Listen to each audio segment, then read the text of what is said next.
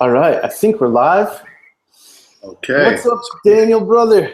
How are you, man? What's up, guys? I'm gonna take my eyes off the screen here in a second and just check to see if we get any feedback or comments, but hopefully this should be broadcasting live. This is Cody McKibben from thrillingheroics.com. Today, I'm super excited and honored to be joined by my good friend and mentor, excuse me, Daniel Jebb Finnerty.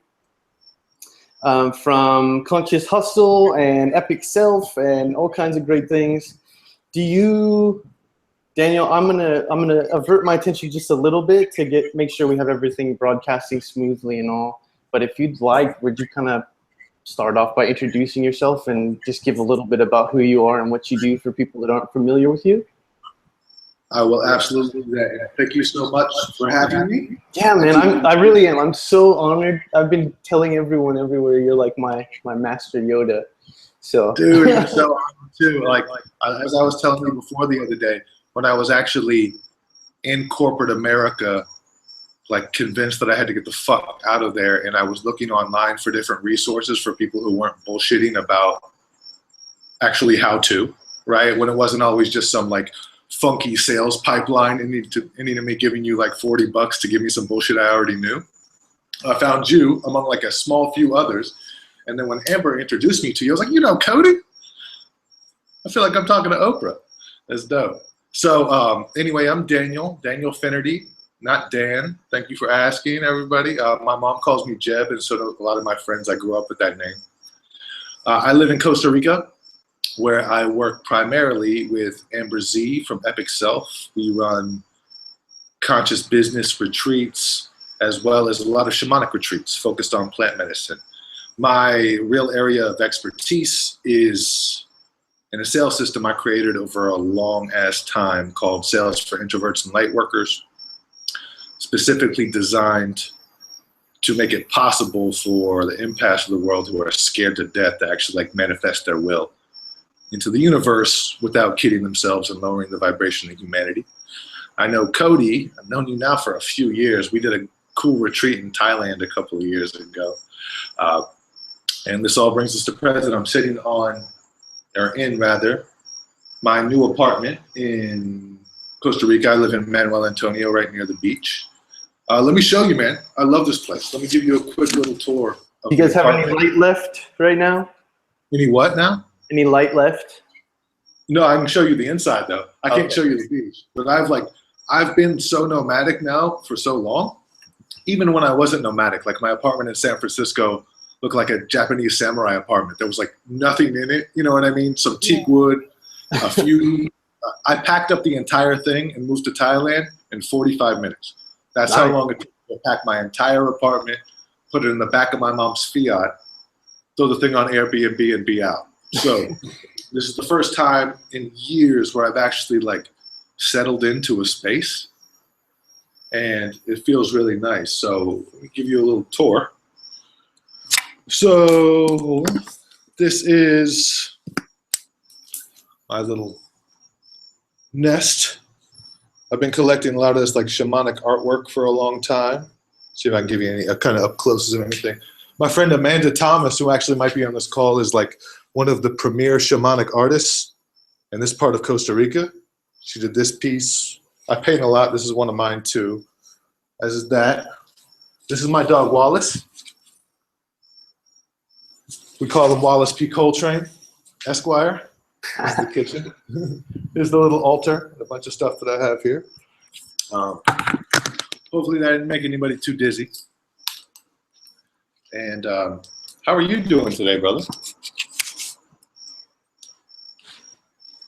Sorry, I'm good. I just had myself on mute. I'm trying to catch up with one or two of the attendees to make sure we get this thing going underway. But I'm great, man. Yeah. So this is our first like whatever group call or live conversation, and I'm just very thankful to have your input, your feedback, your help, your support, and everything. We were chatting, just you and I, the other day, and you gave me some really important, just at the right message at the right time, and helped get me kick-started the other day when I really needed a boost. So thank you, man. So grateful.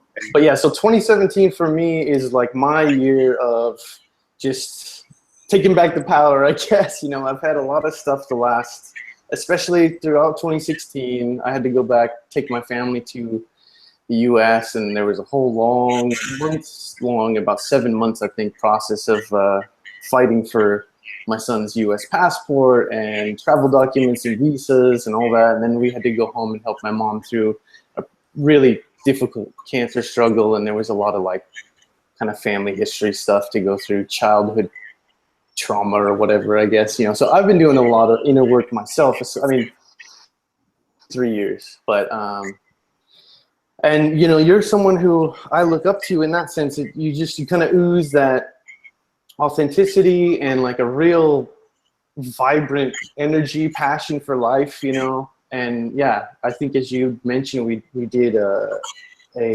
retreat, what, in 2015, was it? I think so, 2015. Yeah, summer 2015 in Thailand. You and Amber and me and a great group of people. And you know, every time, yeah, Daniel introduced me to kind of mixed martial arts and Brazilian jiu-jitsu and things, and it's just always been really fun spending time with you. And yeah, you've got a real magnetic personality and a great energy. So I'm just very proud to have you here and hopefully share kind of what you're about and some of your wisdom. Thank you so much, brother. It means so much to me coming from you. And so you have time to set the technical stuff up. I'll give you a little bit of a longer like bio for myself. But I also think it's important to note that while I don't feel confined to a linear observation of our human timeline, there was this thing called 2016, and the world seemed to have its fucking nuts in a knot for the entirety of the year. And there was 2 people, besides like my regular squad, right? Besides my like regular squad of angels, there was 2 people who were holding the fucking torch in my general like inspiration circle, and that was you and my man Trub. And like every day, I knew that when I would get to whatever you were posting, it was going to be, the overarching message was going to be like, I'm getting my ass kicked, but I'm still fighting with a smile on my face. And dude, it's so empowering, right? Like there's this general thought of struggle being something too painful to deal with, or being so easy that we put it behind us. And you know, we know it's all about the pathway. And it's so hard to see somebody who's really getting their ass kicked or kicking ass being honest about that journey. It tends to be exaggerated in one way or the next. It's too easy or it's too hard. So when somebody's going through authentic vulnerability and keeps on kicking, that's what inspires the world. You know what I mean? That's totally what does it. So winding back, let me let you know a little bit more about me. I'm from Northern Virginia. We like to characterize it as Northern Virginia rather than just Virginia, because we're full of ourselves and we want to make sure you don't think that we're from full Virginia. I grew up like 10 minutes away from DC in Fairfax City, Fairfax County. Went to high school there. Grew up with a bunch of knucklehead friends, smoked a lot of weed, fucked about, tried to get around all the rules all the time. I succeeded pretty successfully in doing that. I was telling some of the students the other day, this program I'm coaching, I'm blessed because I come from this very unique place where very tough people thought it was very important to be smart. And I noticed not a lot of other people in the world have been blessed with that, except for a few small demographics, right? There's normally this archetype like the jock and the nerd. Like I came from a place where you get beat up for not being smart sometimes, right? It's very, very unique energy. And so I grew up there, and when I was roughly around 17 or 18 and had kind of, oh, it's Sam. I had kind of tricked my way through high school, you know, and graduated in a manner that I was happy with and my mom wouldn't be so upset about. I decided to get a job, right, to legitimize myself somehow. So one of my knucklehead friends who I used to smoke weed with all the time and drive around in his tacky-ass lowrider with rims on it, this was like 98, was a lifeguard at a pool at a health club.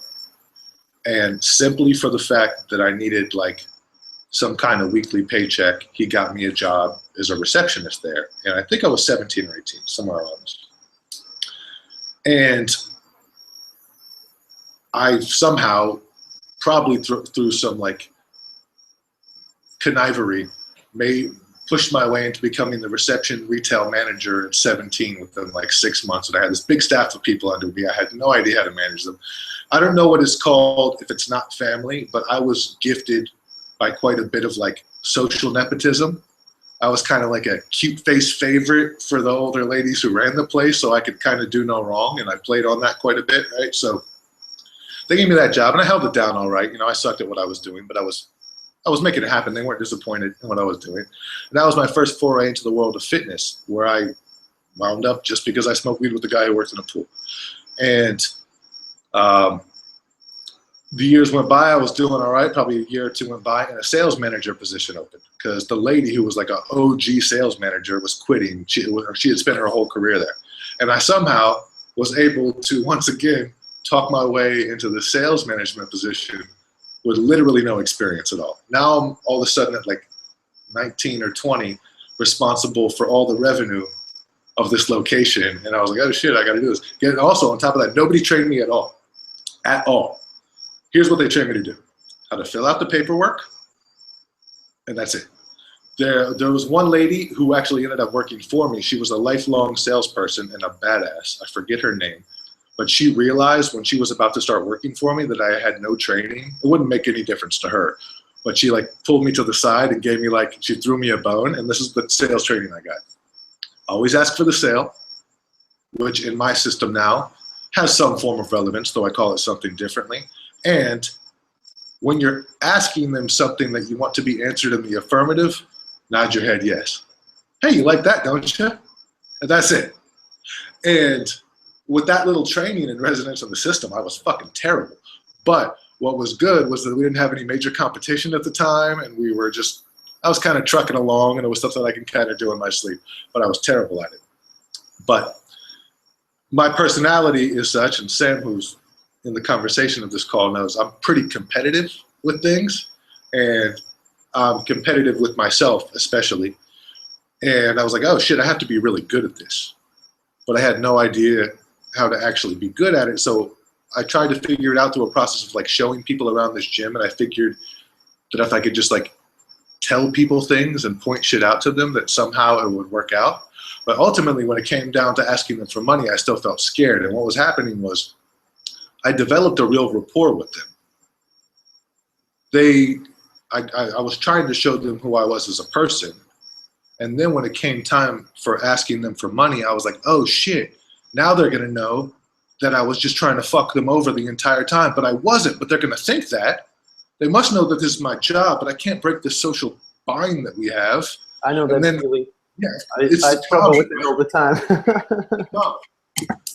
Cool, especially like the closer my business gets to like what I actually truly love doing, and I'm just like hanging out doing fun stuff with almost friends anyhow. I mean, they eventually become friends, you know, so then it can get strange too, right? Once you venture into the friends and money territory, things get really odd. I think especially for us introverts. Exactly, man. And if you are a digital nomad out there, and probably the grand majority of your audience, those people who aren't making massive online sales funnels, or people who are selling their art more like me, your biggest group of boosters is also your biggest pain in the ass, right? So like, I don't give you a product. What I provide is a service. And it's very common that people undervalue the services of their friends. Like Amber, for example, right? She's an amazing nutritionist, yogi, coach. And the things that she sells you are also shit that you just talk about at a dinner party. So like, where do you draw the line? It's the classic story of a doctor at a dinner party. Like, hey, could you tell me what this is? Could you tell me what this is? When if you were like a carpenter, someone would be like, hey, at the dinner party, can I have a bench? Can I have a bench? And so like, it also like, if like me and you were talking also, like you can have everything I have for free. So there's also these lines where I commonly socially just give out all my shit without thought at all of payment. And then there's sometimes where I don't want to be abused for that. It's a dance. It's a dance like quantum physics is a dance, like the dancing Wu Li masters. We must not only be able to understand mathematics at a great scale, but how to understand the art and the beauty and the poetry of it. Because in the sales world, we are warriors, right? So, and not to like pat myself on the back. We are the ones that stand on the tip of the spear and get the shit kicked out of us. So it's necessarily a place of discomfort, maybe not for me anymore, but there will be some discomfort there. That doesn't have to be non-pleasant. Similarly to how a good massage can be uncomfortable if someone's digging their elbow in your back, but in context, it's the best thing and you're actually paying somebody to do it for you. Well, so tell us more about, like, how did you get into this world of sales? You know, I mean, I think you've referred to yourself this way, but I certainly refer to you as a sales Jedi, you know, and a closer. And, you know, you've got some pretty big claims too. I mean, feel free to share, but yeah, tell us more. What does that mean? And, like, how did you get into using the force, I guess, in this as a metaphor here? Well, thank you for asking. So also, like, during almost my entire life, I have been intentionally using as medicine entheogenic plant medicine. Primarily when I was younger, in my late teens and through my 20s, psilocybinic mushrooms. And when I first started taking these, of course, it was just like anybody else, like at a house party at Dave's house or whatever, like, you know what I mean, Green Day concert or something along those lines, not necessarily what we call a space. A secured space, a ceremonial space. And then I started being like, man, I'm astral projecting, and I don't want to hear my friend puking in the other room. Like, I'm talking to different dimensions out of this motherfucker, you know what I mean? So I started doing it alone. I'm always the person growing up, I'm the one, when everything's falling apart, I talk to the cops. You know what I mean? So, like, in that space, there's not many people who can hold space for me, right? We all are that, and like in Amber's case, she's the person who helps me with like fitness and nutrition. She's my last go-to. But when it came down to like being able to astral project your version of reality out there, I didn't have so many people who could hold space for me, sacred space. So I just started doing it by myself. And there I sat for like 10 years. You know what I mean? I have like methods and techniques, clean the house, unplug the phones, like set the sacred space. Certain amount, certain quantity, certain nutrition that goes into it, built over time. So how that bled into my sales process is, man, when you're looking at like the beauty and love of absolute reality and source, you can't be a scumbag. You know what I mean? Like, all of the old tools that made me feel bad about being manipulative, which I could do very easily. Like, I could do it, right? I could be a sociopath if I wanted to. Like, I couldn't, in that much truth and presence, I couldn't do it. So that pressure of, let's call it like wanting to be in line with my integrity, where I've also failed, to be fair, right?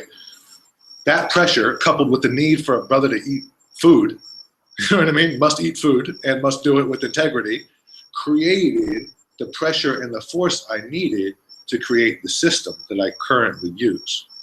So how this manifested on timeline, and once again, I like to give a linear, I like to give a disclaimer that even though I talk about linear timeline, I understand like the multiverse. I understand that we're talking about multiple dimensions at all times, and art does not flow through one timeline, but we're humans, so I explain things on linear timeline. So I'm there and I'm young and I'm a sales manager and I suck at it and whatever. And my only foray out of the fitness industry was a couple years later when I did the mortgage business. And at the time I was throwing hip hop parties. I used to do spoken word shows and all this shit. I'm doing all this stuff at one time. And then I started traveling, right? My first went to Nepal and I went to Thailand almost solely to stoke my ego, right? Like, I wanted an adventure as a young man. I was 20 when I started traveling alone. But moreover, I wanted something to attach positively to my personality that gave me some social value. Similar to how I got attached to the spiritual pursuits when I was younger, Wu-Tang and the art of war and cool-looking Japanese and Chinese furniture. It was almost purely aesthetic. And it was just because I thought that could separate me and differentiate me somehow, probably to get laid more often or something along those lines. Like a slick rap game about some shit that people had never heard about. So all this happened matter-of-factly, much as a catalyst for my ego. So here I am traveling, and I realized right when I got to Thailand, like, this is part of my life now. Like, bam. I hit the nail on the head when I landed on an island called Koh Lanta. And you're in Krabi right now?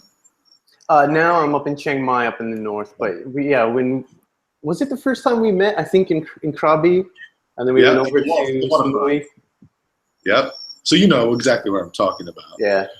And that became home for me. So that was the place I'd go to reset. And I'd go and I'd work and I'd be shitty at it and I'd be young and broke and up again, down again, up again, down again. And I'd been to Thailand 2 or 3 times. And then I went back to Thailand for the first time with a group of people. And I'd been telling them about how awesome it was for years. It was my girlfriend at the time, one of my best friends, we call him Brother Bill Brasky, my good friend Arvin Terrell, who just sold his MMA school, who was just getting into MMA and BJJ at the time, and Amir Sadala, who a year later wound up winning the Ultimate Fighter and getting the contract with the UFC for, the 6-figure contract. He's a great guy, didn't end up doing that great in the UFC, but like made it to the highest levels. Look, I know that too. So Arvin, You were hanging out with him in Krabi or in Thailand? Yeah, I met him like when he was still on his amateur journey, Yeah. and he became famous a year later. Yeah. Right? Not that I had anything at all to do with that, but Amir kept on training Muay Thai when he was there, which I had seen a number of times. But my dumbass, I would go watch the Muay Thai fights when I was younger and be like, "Oh, I can Bruce Lee these dudes." I had no idea what I was doing, but I thought Kung Fu was still king, even though I'm watching suckers get knocked out over and over and over again. So the passion that Amir and Arvin shared with me for MMA and Brazilian Jiu-Jitsu and for Muay Thai, of course, since we're in the home of it, right when I got home from that trip, I signed up with the Brazilian Jiu-Jitsu Academy right away, right? And right away, within days. I signed up for the place and was training there for a week or 2 before I even knew what the name of the place was. It was at a gym, at a Gold's Gym, and they rented a big mat space. It ended up being the Yamasaki Academy, which is a network of schools run by Mario Yamasaki, who is a referee in the UFC. None of this I knew. I just knew it was closest to my sister's house where I was crashing because I was broke after getting back to Thailand, right? So right when I found Brazilian Jiu-Jitsu, I was like, holy shit, dude. This is it. Like nobody told me before in my life that I could really have a superpower. And at that time, in my early 20s, when I'm still coursing, I'm 36 now, when I'm still coursing with testosterone, and very much shakily unfamiliar with the world and scared as a man a little bit, right? Scared as a man to walk down certain dark streets at night, upset with myself for being intimidated by the world. Mm-hmm. How dare I not stand up or say something? Not being a stand-up guy, right? I was like, holy shit, there's a way to do this.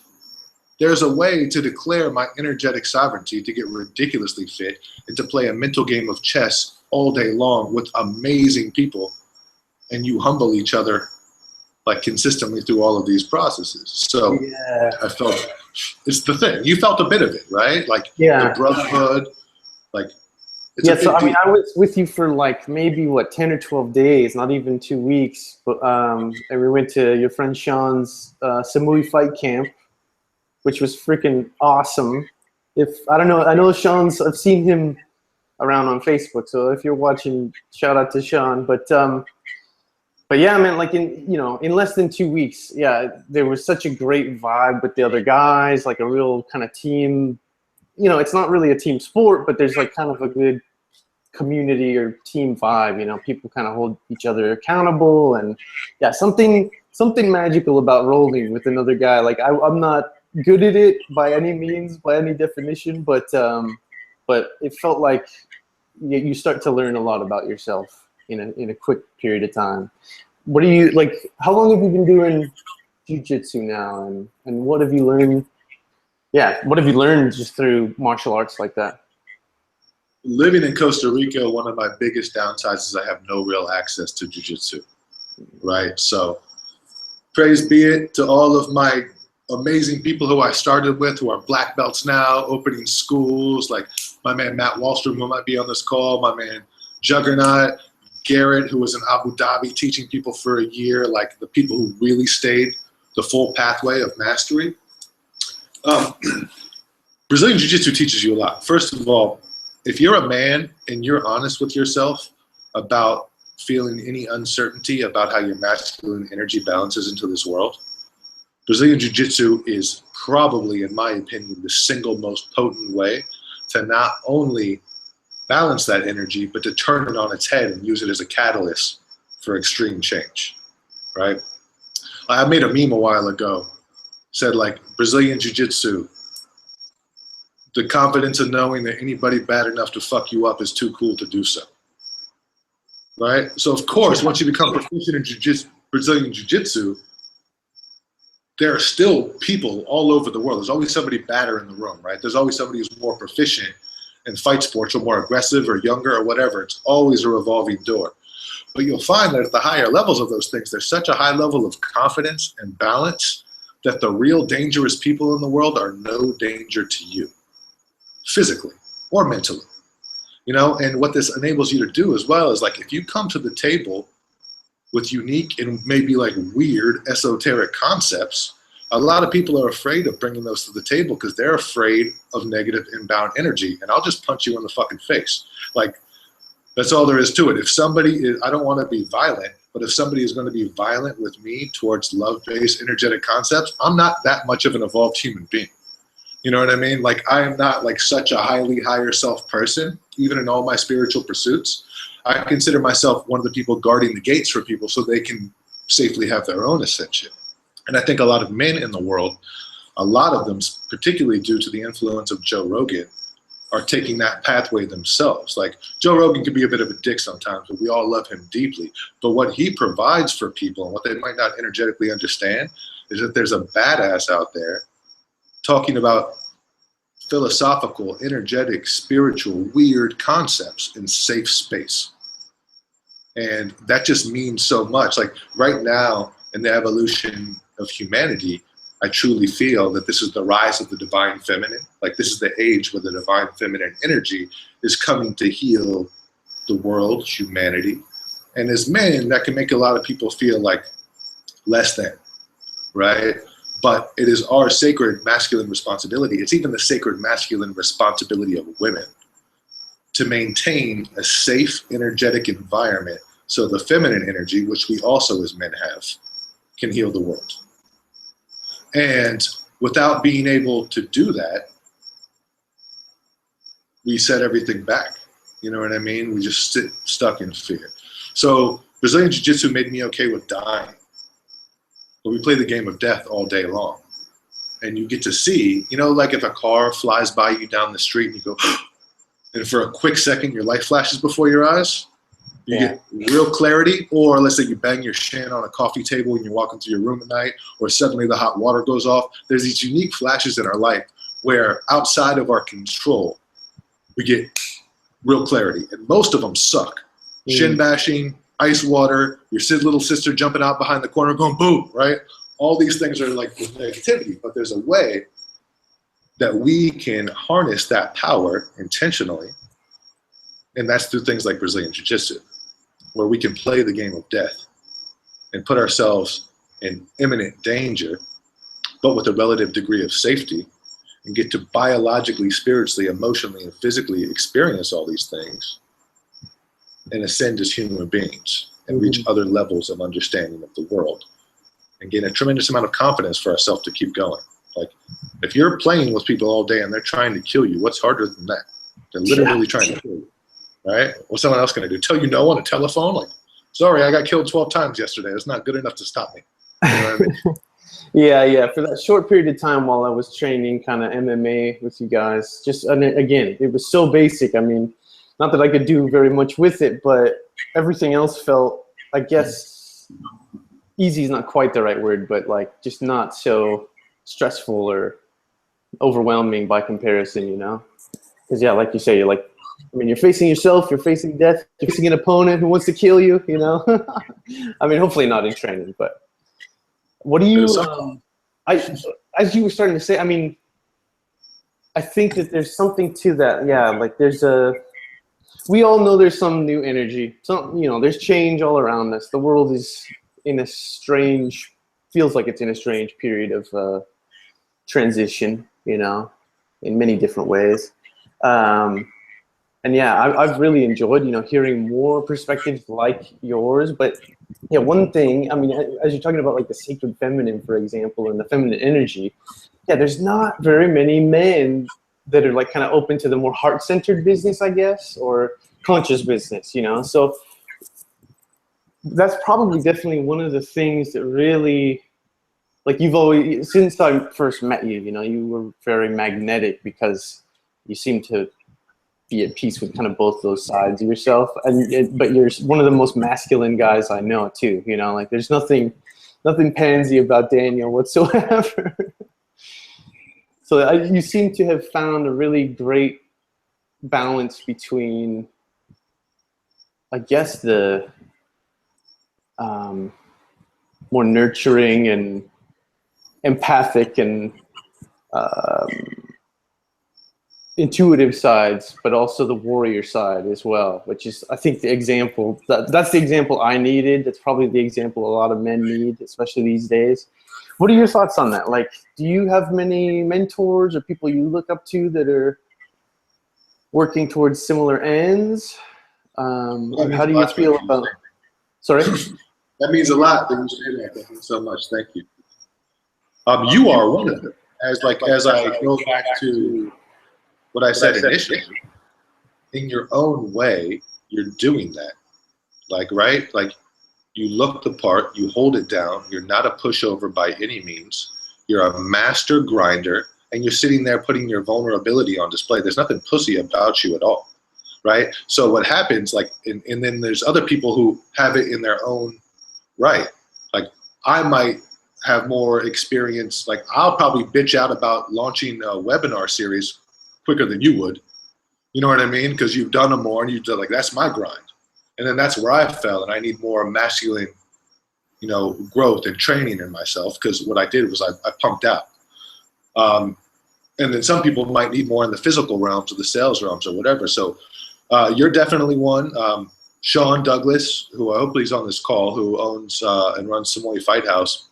Tremendous. Yeah, Sean's a great dude, man. Like, Sean is one of the people who is instrumental in spreading MMA into Thailand, and like everybody who trains on Chalong Road in Phuket, Sean was the first Farong who went on that road and chose the property. His name was on the first lease. Like, he's that dude.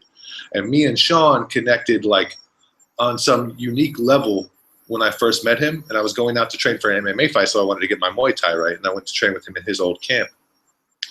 And he's just a great dude, man. I was dating this girl at one time in Thailand. She's mega present, right? If you want to talk about someone who's hyper vigilant as your friend, like, you know how I was saying before, I didn't have too many people who could hold space for me? Yeah. Like, Sean holds the space. Mm. Sean is like the last man standing kind of dude. So, like, you know, Thailand can be a little bit of a rough place. I was dating a girl a few years ago when I was in Thailand with Sean, and I was really sick. And she said she was going to go out somewhere dangerous, and I'm not going to, like, you know, wet blanket her feminine energy in my mind. I was like, damn, I wish I could be there to, like, watch out for her. And then she mentioned, she's like, Sean's gone. I was like, oh, I'm cool. And I went back to being sick. I was like, I fully trust, like, all protective capability of, like, my mother, my sister, her kid, you know what I mean? Anywhere where I'm responsible for being a protective energy, like, that dude's got it covered. And I trust him to protect me. You know what I mean? When the chips are down in certain ways, that's the dude I was going to call. I have a couple of good sales mentors. My mom is a huge mentor for me. My mom is, like, she was a florist her whole life, so she stuck to being an artist her whole life. She's a badass. I have no idea how she made it through with the amount of money that she made, with the lifestyle that she gave us. You know what I mean? It's I don't even know how it's possible that we had, like, you know, we had to, like, heat the house with the oven every once in a while. Money was a big concern, but I still have no idea how we were able to have as much as we did with what she was. The numbers just don't compute. It's all, like, based in heart. And then there's, like, you know, the people I've read, and, like, Mother Ayahuasca, some of my shamanic friends. Amber is a big mentor for me now, and a big mirror. You know what I mean? That's, like, she's a super powerful woman. Like, you know what I mean? Like, and I want to be the kind of person who can hold it down for a super powerful woman. And it's difficult, obviously, right? Yeah. It's obviously difficult for a number of reasons, but it's obviously difficult to be a good son for an amazingly powerful mom. It's obviously difficult to be a good student for Sean. You know what I mean? Mm-hmm. And there's been some other cool people, like one of the general managers in my last foray in corporate was a great mentor. My buddy Kelvin was a great mentor for me. And I got few and far between. My friend Trub, Richard Irvine, who's the other guy I was telling you about who inspired me through the year, he infused me with a lot of the confidence that I'm trying to infuse other men with. He's this Trub, like when you first see him, especially when I was 18, he's a bit of an imposing figure. Big brother, bullet holes in his arm, tattoos, like, you know, at first glance, like, damn, that's like a big ass man. And this dude, though a no bullshit person, is the most soft-hearted, talented, thoughtful. He used to call himself the hero of the nerds. He was like truly a hero of the nerds. You know what I mean? Like this big bad dude had the softest heart, and like I learned so much from that. I was like, oh man, you don't have just to be like physically and energetically confident. You don't need to be this like menacing figure. And when you reach these levels, when like people are almost scared to interject negativity into your energetic honesty, like you can be delicate with those people too. You know what I mean? And then I started really learning those like Karate Kid lessons, like no have to fight. You know what I mean? All that shit that they told you in the movies before, and you're like, oh, it's bullshit when you're a teenager. It's like, oh, it's actually true. Like all of this is actually true. Once you reach a level of confidence, it allows you to be vulnerable. You know? Yeah, I think that's true. That's a good insight. But yeah, you got to really work on yourself first, huh? I'm only just kind of starting to reach that point. Because yeah, as you mentioned before, you know, like being more vulnerable, I guess, and just honest. I mean, this is a new experiment for me. This year, I'm going to be sharing all the challenges I'm going through, both good and bad. But it took 10 years to really work up the confidence for me. Dude, time is like, every time we feel that time is ticking, we're doing it wrong. You know, like you're a great example of staying in the moment. And of course, you're a business person. And we're even on a call that was at a scheduled time. Of course, we have to view things microscopically and macroscopically. Like there is no spoon, and there is a spoon. I'm eating cereal, right? So you're a great example of navigating those pathways and just doing the things. When you are able to look at the world macroscopically and microscopically, it becomes even harder to navigate, but you get a much greater viewpoint of things. You know what I mean? Just like when you gain energetic confidence, like, oh, I'm not allowed to be like energetically negative towards people anymore. When you gain balance on other sides, it's a lot easier to be stupid and disconnected. Directives seem easier, right? Throw a dog a bone, life is simple. But when you are focused on a multitude of options and being able to see the world in its true form without blinders, a lot of people, myself included, find the pathway much more difficult, but much more compelling at the same time. You know what I mean? Amen to that, man. Yeah, well, tell me more about that. You know, on the one hand, I wanted to kind of save some of the really deep stuff and the whatever, you know, like I wanted to ask you about light workers. What is this whole light worker thing? But I do want to save some of that maybe for a little later in the call. But like, how did you start, for people that haven't gone down that rabbit hole yet, can you set the stage a little bit? Just kind of like, what do you mean when you talk about, what is conscious hustle? What does that mean to you? What is this higher perspective that you speak of? And maybe how did you kind of start to, however you would term it, how did you start to figure yourself out or your purpose in this way, would you say?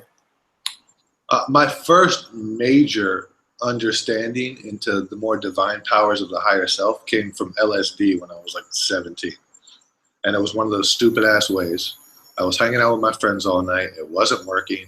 We went out to my backyard to smoke a blunt in the morning. And all of a sudden it kicked in, and I'm sitting across my backyard from my friend Mike. And I just go in my mind, like I'm very present, right? So I'm not an aluminum hat type of dude. So let me speak from that space. I'm very grounded, right? There's one thing you'll feel about my energy when you're around me. Like I'm always preaching grounding. I'm even barefoot all the time. So from that energy, I look at Mike and I realize nothing had happened yet psychologically or energetically, but I knew for some reason this particular medicine I had taken had tapped me into some power that had not been available to me before when I had taken this medicine before. And I just go in my mind, I go, I want Mike to disappear. And as clear as you are now, not a visual and not a vision, but as clear as you are now, Mike's body separated into 16 different horizontal bars like you might see on a TV, and separated, and I can see my shed behind him. Wow. And I was, oh shit.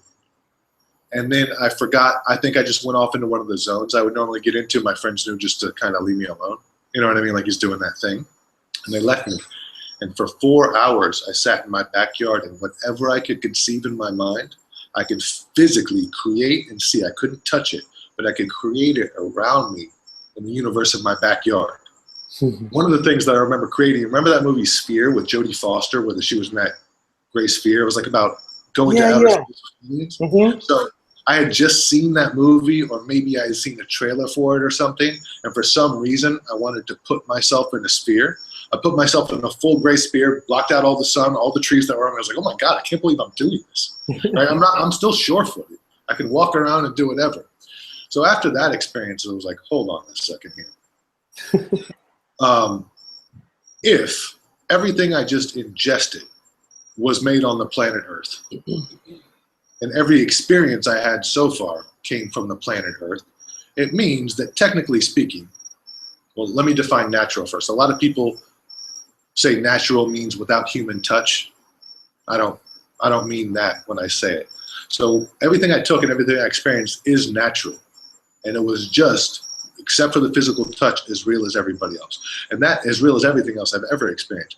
And that sent me down this deep, deep rabbit hole of really understanding my own consciousness and how it sits in the universe. I was thinking, like, what if this particular medicine got in the water stream 150 years ago in all the countries accidentally?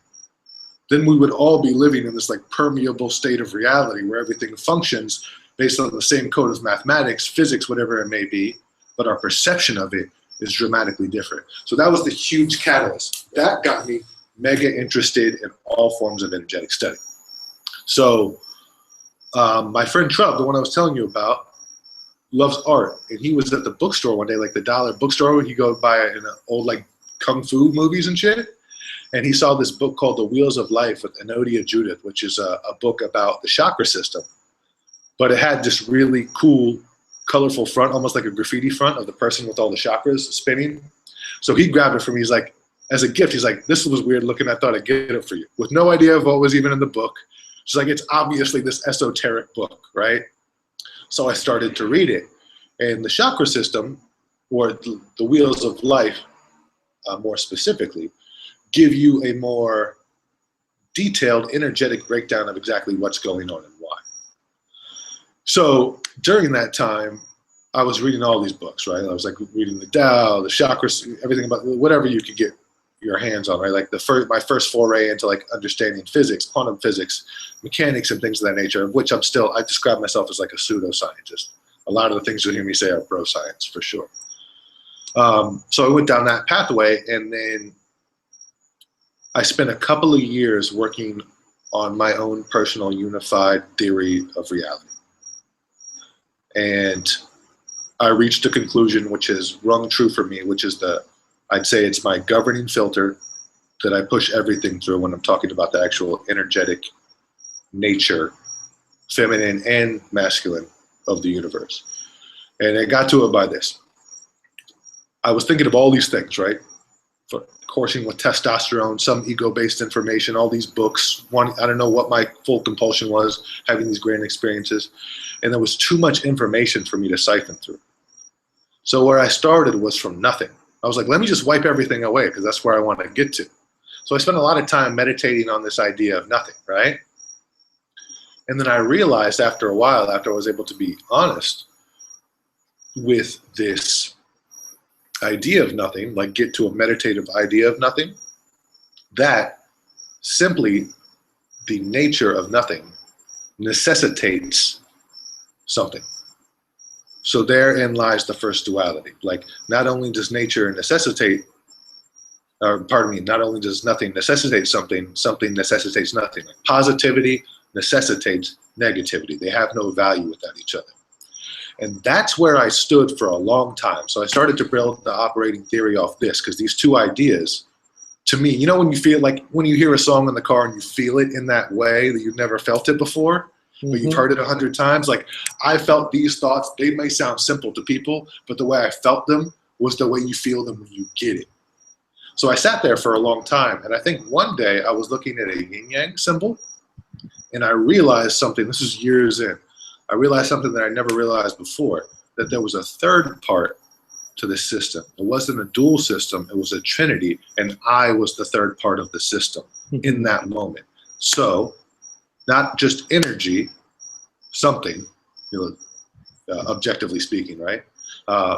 And not just matter, nothing, objectively speaking, or it could be reversed, but also consciousness, right? So consciousness is the missing thing that we're never really talking about, or at least we weren't talking about at that time. And then I started to research more. Like the way I started looking at it, my basic building block was energy, matter, consciousness. On, off, neutral. Like, you know what I mean? Lighter, cigarette, smoke. It works every single way you can across the board. Then I started to research into other philosophies and religions that had a similar idea as this. And I found it all over the place, bro, right in front of me. Father, Son, Holy Ghost, Gunas, Ratas, Tamas, right? Like all over, like every culture has this, the chick's hair braids. It's everywhere, this trinity of things. Then I remembered from shop class when I was in 7th grade that the strongest geometric shape, two-dimensional shape, is a triangle. And I think it's the equilateral triangle, right? Where you all angles are equal, what is it, 60 degrees each angle? Yeah. And so I started to actually build the physical framework, because angles are masculine, right? Anytime we're hitting an angle, we're talking about masculine energy. Feminine flows. So Fibonacci works in both a masculine and feminine way, right? Feminine, masculine. Like one of those old Etch-a-Sketch jams, you know what I mean? So I started to build an actual energetic framework of the universe and how it would expand from nothing to something. And I started to actually build structures, big broad stroke structures, where each points of these triangles that were connecting and meaning different things. And how I ultimately ended up visualizing it is this. As I realized that the universe wasn't contracting or expanding, I realized that the universe was breathing, just like we do consciously. So let's say if we have nothingness, right? And everything starts at that point. Then we have somethingness, then we have consciousness, and these little triangles keep on building. So imagine you have an empty glass bowl, sphere, an empty sphere, and you start at the bottom, right?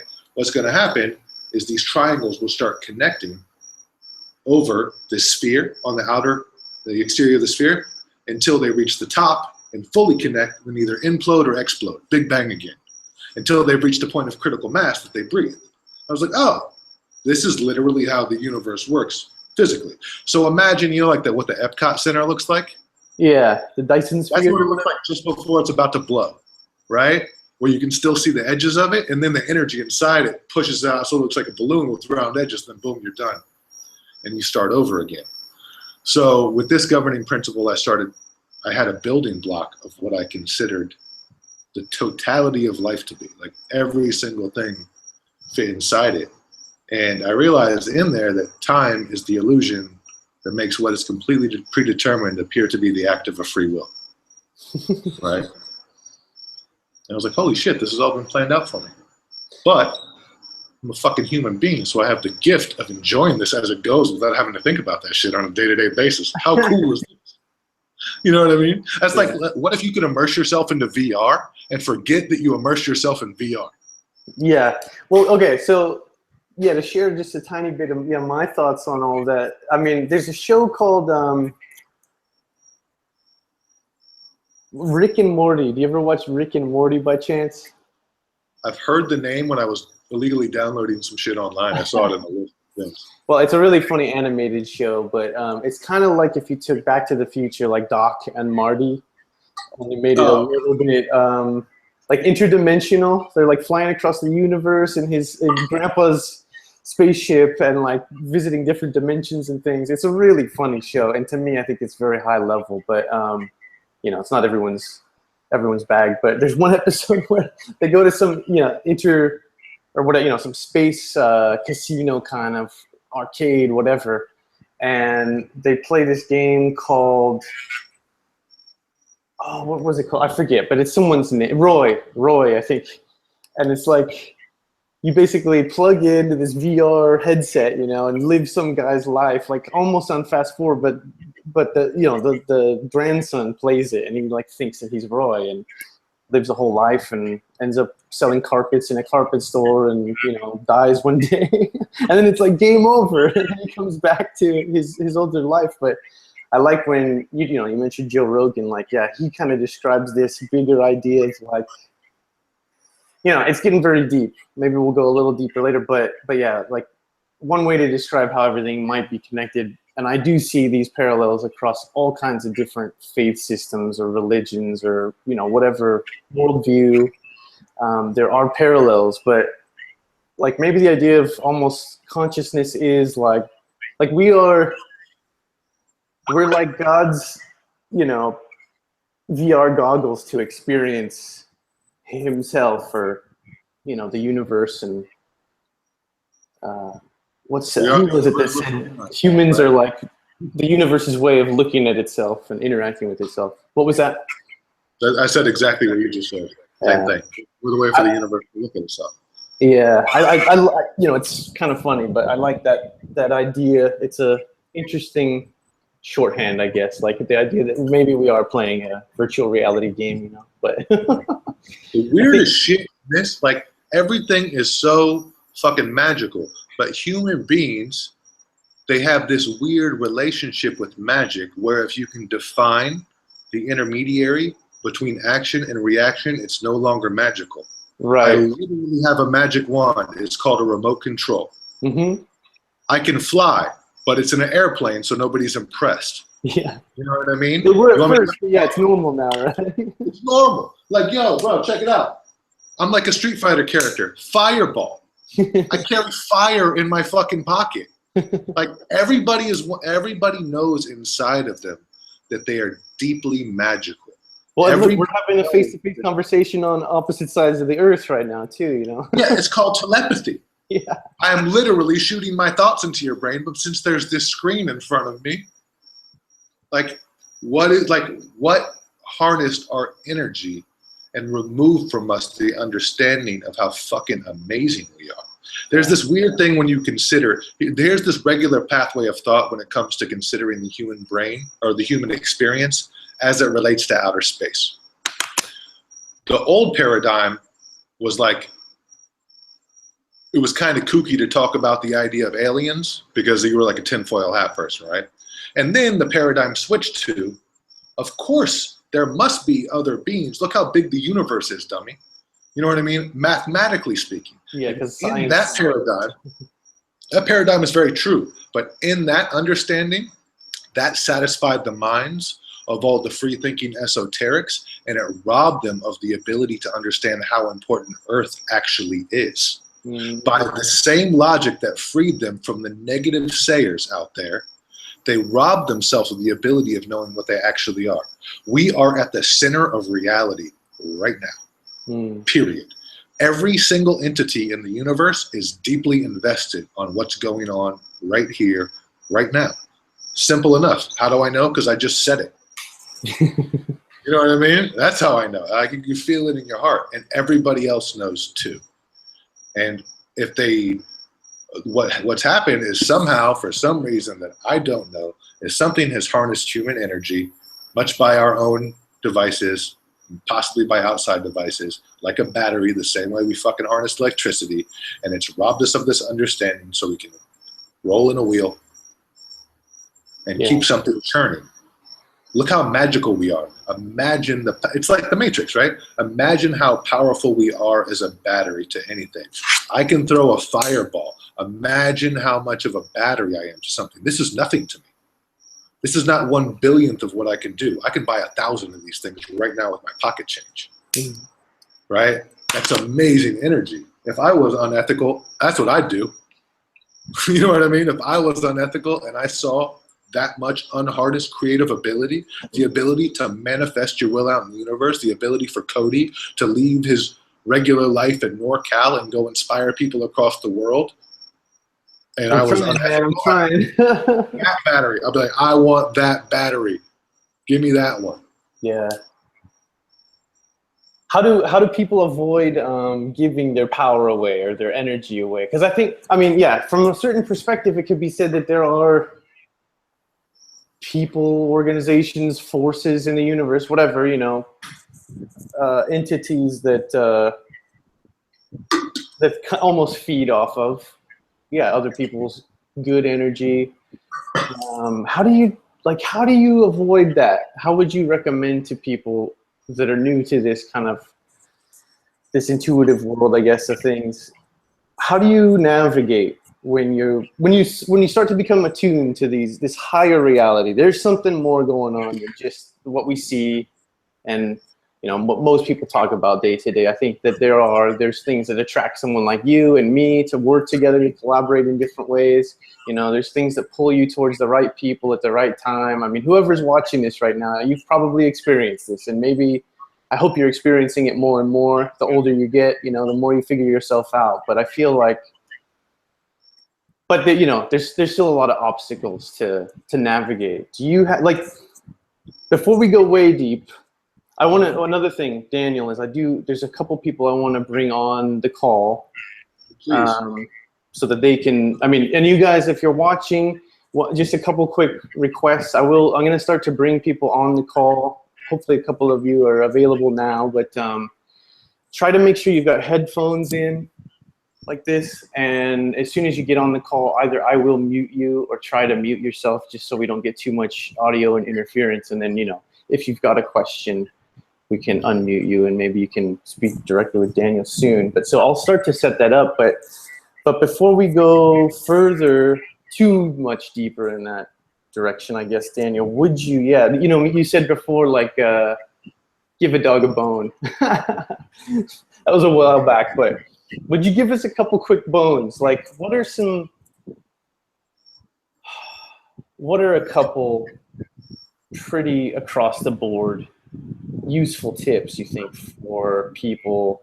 Say, what are some of the biggest challenges that especially introverts or empaths or, you know, sensitive people, what are some of the biggest challenges people like us tend to have with sales? Let's start with sales, or, you know, in the sense of even just selling yourself, whether it's, you know, putting your work out there, your art, your business, whatever. Well, the overarching thing that goes over all of this is a general understanding that absolutely nothing in the universe is justified. No behavior is justified. No actions are justified. If you shoot my dog, I'm not justified in shooting your dog. The only things that are justified are things that are in direct alignment with love. Now, that's an overarching principle. It doesn't mean that I follow it all the time, but it means that when I'm not following it, I'm not doing correctly. So just that knowledge to start with is a good place to start. But I'll bring it back down to earth a little bit more, into offices and computers and the regular consensus reality that we're talking about. So first, one quick little disclaimer, anybody hopping on the call, I don't under any circumstances talk about politics. Just want to put that out there. So people are scared, right? And let me say one more thing. While I do a lot of things to help increase people's sales funnels, like their online sales funnel, people who might be doing something like selling massive ebooks or course offerings, my real specialty is in person-to-person sales, right? You might call that a bunch of different acronyms, but my specialty is actually engaging with people one-on-one or one to a group or whatever it may be. And that is where most of the light workers, empaths, artists, coaches, connectors are. They're in that space where they're essentially putting themselves ideally in a position where they need to monetize their art, and art is love. So the idea of monetizing art scares the shit out of people, because essentially here's what happens to most people, especially the untrained. Me and Cody have this great rapport, and what's going to happen is, like, Cody is going to talk to me, I'm going to talk to him, we're going to develop this rapport, and there's going to come this time when we have to talk about money, and I'm going to get scared because I'm going to be scared that I'm going to ruin the rapport that we have and get exposed as a fraud. But what it also does is It makes me scared that I'm putting the power in Cody's hands to define me as a person. Tell me whether or not I'm worth it. You know what I mean? It's such a vulnerable place. That's why it's so much easier to sell products than it is to sell services, right? If I'm selling you me as your house painter, so actually house painter is a bad example. Let's say I'm going to be your singing coach. There's no product. It's just me and whether or not I'm the right singing coach for you. So everything is this back and forth energy between me and you. And if you say no, I've been rejected as a person. If you say yes, I've been accepted. Pain or pleasure. But if we're talking about selling this marker, what I can do is sell you this to you, so you're in this little triangle, and this marker diffuses that personal letdown energy. There still might be some of it. That's why I was talking to one of my training students the other day. She sells financial products. Financial products aren't products, they're services. But intelligently, they call them products to diffuse that energy, right? Also, people want to hold something. So if you act like a service is something you can hold, it actually resonates in the mind with people better to get them to buy. But I'm not about getting people to buy. I'm about getting people to the truth. And what's happened is that over the years, sales has gotten a terrible rap. It's like the old iconic understanding of the used car salesman. Or where I come from, the fitness industry, like trap you in an office somewhere and pressure you and make you feel bad about yourself till you give some form of resource. And also we see this as like an archetype on television as well. Even if we have no real experience with a negative approach to sales, we've seen it on TV. You know what I mean? We've seen it in movies. We've heard other people talk about it. Like, you know what? I don't really know many lawyers that are shitty, but lawyers have terrible reputations, right? Like there's a whole bunch of people in the world who say it's bad to be a lawyer, right? Or lawyers are bad people. But I don't know any bad lawyers, personally. I don't know any of them. So what's happened is this general archetype that society has put on sales has scared the shit out of all the people who need to be the ones leading the world's making sales. And by this mechanism, we scare the light workers of the world into not being able to manifest their dreams. Right? So first and foremost, at the top of the list for anybody is to start getting very honest with themselves about what they call things. Right? If you are an artist, if you are a space holder for people, if you are providing, let's just talk about the service related people, right? If you are a space holder for people, meaning you set an energetic perimeter of service based on safety, groundedness, advancement, you are not qualified to be a space holder unless you have done in the professional space, unless you have understood the energies of sales. If you haven't understood the energy of the transactional process even, then you're not qualified to hold your space. The cool news is that just by going through the processes, you don't have to be good at it, just by an understanding of it, now you become qualified to sit in the space. Am I making sense so far? Yeah. So what happens is that nobody has experience. So how do you get reps? Right? How do you get repetitions? Yeah, where's our gym? Exactly. This is what tricked the United States years ago. And no offense to Taekwondo, which is an amazing martial art, but a bunch of what we call traditional martial arts came into the US and they taught you without sparring that you could do ha ha ha. And then you watch that shit in movies and somehow work out, you step on the fucking street and get your ass knocked out because you never fought anybody. I don't care how good your technique is, unless applied, you will not vibrate with that energy. I can watch skateboarding videos all day long, every day, step one foot on a skateboard and bust my ass. I must understand the vibration of it.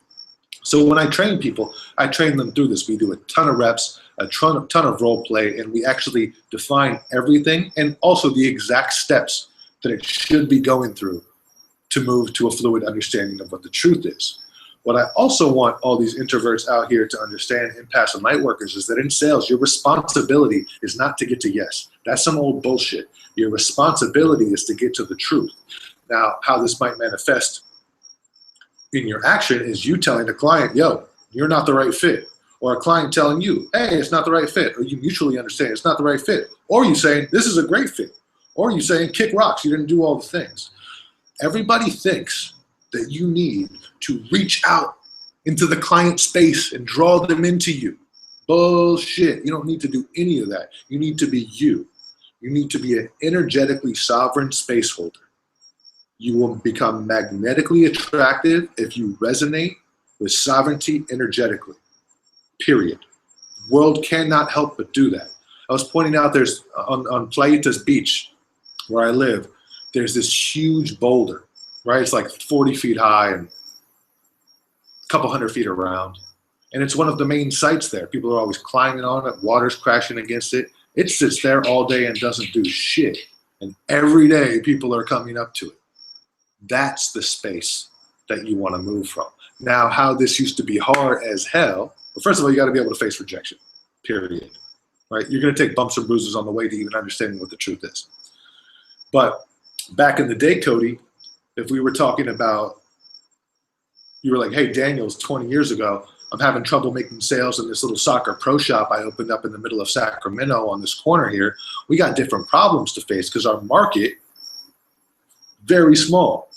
We got to deal with the other competition, Dick's Sporting Goods, who's in the neighborhood next to you. It's very, they're not making new babies and throwing them into your soccer shop every day. You get a small new crop every year. Competition comes up. It's a problem. But guess what? Everybody watching this should know that we have this cool thing. It's amazing. It's called the internet. And what the internet has done, I'm not sure if you've heard about it. This shit is dope. What the internet has done is connected us to the world. So it does not matter how niche your product or service is. Really, you could be selling strap-on dildos for redheaded soccer moms. You could be that finite in your niche, who are left-handed and who talk with a lisp and have a tattoo on their face. And you could be the master of that community, and you could be the expert in that community. Stop giving away my niches, Daniel. Stop it. I heard someone else is in that niche. I tested that one first. But people are thinking that they need to be everything to everyone. That robs you of the ability to be who you need to be to who you need to be it for. The recession fucked us all up. What the recession did was take everybody and start scrambling for business. Everybody forgot this one universal maxim or earthly maxim. People want what they can't have. Why are you giving them everything you have? You've devalued it. They don't want what they can't have. By the same token, people use the same understanding to manipulate people into waiting 200 people deep in a line to go into a nightclub that's too expensive. Like, you can use this tool for negative understanding as well. The idea of exclusivity, right? It works very well when used in a more Sith manner to manipulate people. But it is also used for the truth. I'm a personal sales coach for people. If you are not meeting me on my platform, I will absolutely not coach you under any circumstances. So if anybody's here right now, like, is he going to be the right one for me? My first thought is, are you the right one for me? Period. And since I've taken that approach and stopped trying to reach over my center line where there's not balance, I have never had a shortage of people who want to work with me because they know I've held such a standard for myself and what I'm going to do that they either don't want it or they do. And if they don't want it, we're cool. We're mad cool. You don't want my sales coaching services, you know what I mean? Our relationship is amazing. Yeah. And I probably do a little down the line. Possibly. But if somebody doesn't want it and they're not willing to bring to the table what I need them to bring, which is energy, they're not going to have it. Yeah. Here's where this also gets tweaked out. Every one of you has seen this shit. Give me this amount of money and I'll give you this one simple trick that'll save your life. Right? Lose 20 pounds in 30 days. All this shit, right? It's the old concept of the get rich quick scheme, right? This one simple thing that I did. What that makes people think is that, hold on, I'm missing some form of finesse. So if Sam, who was on the call, just hips me to this one thing, is going to unlock this gateway, I just got to get to that place where they tell me the one thing. It is not the person who knows 1,000 techniques. It's the person who does one technique 1,000 times. There is no finesse without force. None. If you do not feed the machine will not work. Most people are sitting out there trying to build the perfect machine and putting no gas in it. Make sense? Yeah. So enlighten us all. What's the best fuels we need to put in, do you think, generally speaking? Reps. So First of all, I like to approach things with a state of confidence and positivity, but that's just me. What's more important, there's two governing like universal laws that make it certain that you will be successful if you adhere to them. And the first one is in line with the idea of reps and force. And that's the law of big numbers. Law of numbers states like, I can never remember the full definition, but essentially on a long enough number line, you will absolutely see repetitions in sequence, right? So if you ran pi out 3.1415, like eventually you go farther and farther back, you're gonna be able to see like, oh, every million numbers, 5, 6, 7 repeats. What this does is guarantee you that if you are dumb as shit, if you are a monkey with a finger to call a phone, if you do it enough times, you will close a deal ethically with a good person. So this is your energetic guarantee that reps and sequences will absolutely pay off financially, monetarily, energetically. The other one, of course, is the law of attraction. And these are the laws of finesse, right? So we don't always want to be beholden to the long ass number line. I don't only want to make one sale every million years, right? My goal is that I will, with appropriate force, learn through repetition the more finessed ways to make this a fluid process. But once again, there's a warning. You should not try to work deeply on your finesse until you have failed a number of times on force. A really great way, let's say if you're the kind of person who needs to make sales calls, or let's say maybe you have somebody on this line who's like, maybe they do other coaching services, like you coach a lot of coaches, right? So maybe there's a cool place there's these cool places all over the world that might benefit from their business consultation. So maybe they want to pinpoint, like maybe I'm going to go to these co-working spaces all over the world and see if I can get hired on as a consultant to help do X, Y, Z. So their goal should be not to get as many yeses as possible, but to get as many reps as possible. And in doing so, recognize that the reps that do not equal out to be financially beneficial are financially beneficial. No is fine. No is awesome as long as no is honestly spoken. What's not fine with me is maybe. Well, yeah, at least you're always getting some experience and you're learning something, right? As long as you're paying attention. In the history of humanity, funny, I was going over some of this stuff yesterday, and the absolute history of every human being ever setting any goal ever under, this is the most broad sweeping generalization, and I mean it in a finite way. Never in the history of humanity has someone put the exact right amount into a goal in a finite way and hit that goal. There is either not enough or too much. If you sit in a 40-yard dash at the fucking finish line, you will get run over. Why? Why would you get run over at the finish line? Because everybody racing that race is not stopping at the finish line. They're stopping 30 feet after the finish line. We hit success days ago, hours ago, weeks ago. It's not a goal like a soccer goal is. Like we run to a place and boom, here we are. Here's this place called success. Success, in my eyes, especially in sales, should only be reviewed retrospectively. Make sense? Yeah, man. Pat yourself on the back of that moment. Did a good job. Keep trucking. Yeah. What about this? Would you mind? I've got a real life scenario for you from myself, actually. There's something I'm working on right now. So maybe you can, I don't know, offer me any tips you come to mind for you. I'm experimenting with this for myself right now. Yeah, just getting reps in, and I'm not calling for the most part. I'm trying to get people on calls, but I'm cold emailing a lot of folks. But basically, right at the moment, I am still looking for last-minute sponsors for a big event, right? I'm partnered up with a friend, and we're putting on a huge, it'll probably end up about 400 people, it used to be a mini conference, but 400 people is a full-on conference. So we're putting on this big event. I think it's costing us something like $15,000 or $16,000 just for a one-day thing. But so my job is to find sponsors and partners, and so I'm still kind of desperately looking in these last couple of weeks for maybe one or two more, organizational or corporate sponsors.